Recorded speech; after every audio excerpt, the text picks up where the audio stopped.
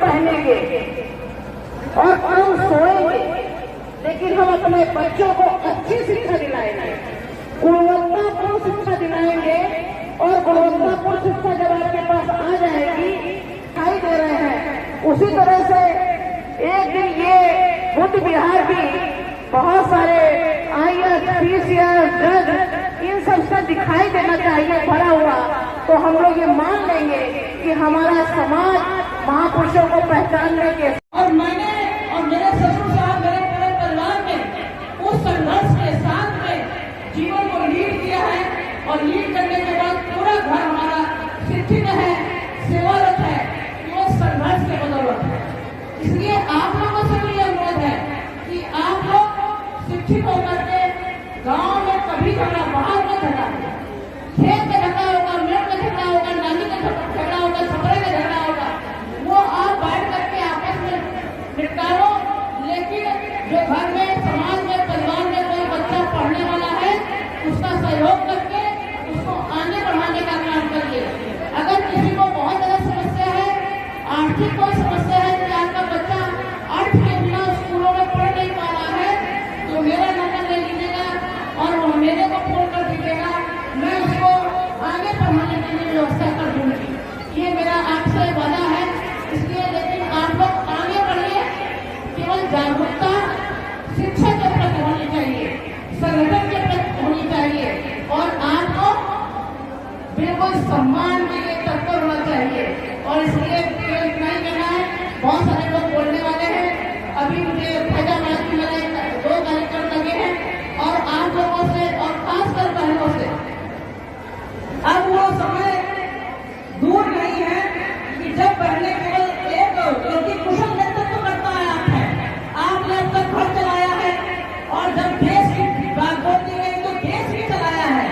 लेकिन अब आपको इस देश में समाज को चलाने की बात को आपको थामनी है।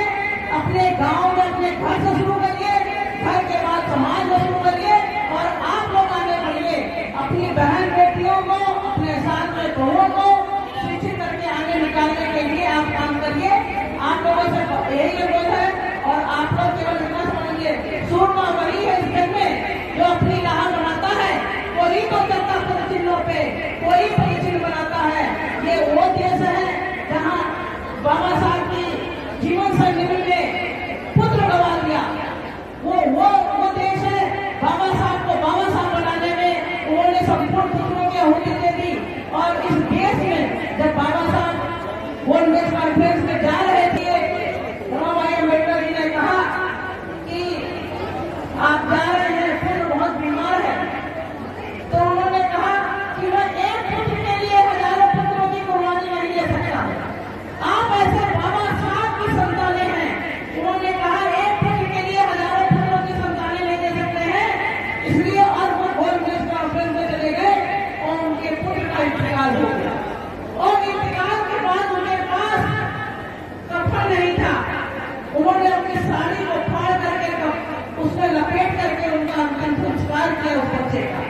आप ऐसे संघर्ष बिना भाई अम्बेडकर के, बाबा साहब अम्बेडकर नहीं कर सकते थे। वो विदेश मंत्री हुए, सब कुछ हुए, लेकिन उनकी कहीं न कहीं जीवन शैली का बहुत बड़ा हाथ था। इसी तरह से तथागत बुद्ध जब बड़े, उन्होंने अपनी जो अपनी प्रजापति गौतमी ने उनकी मौसी थी, उनके कारण बने।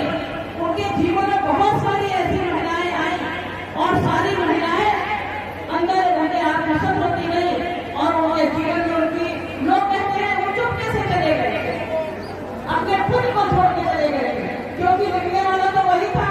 ना हम उस समय लिख पाते थे और ना ही हम पढ़ पाते थे, तो हम ना लिख रहे थे ना पढ़े थे। इतना बड़ा महापुरुष जिसने पूरा विश्व को मानता है, लेकिन चुपके से अपने पुत्र राहुल को और अपनी पत्नी को छोड़ करके रखे। ऐसा नहीं है।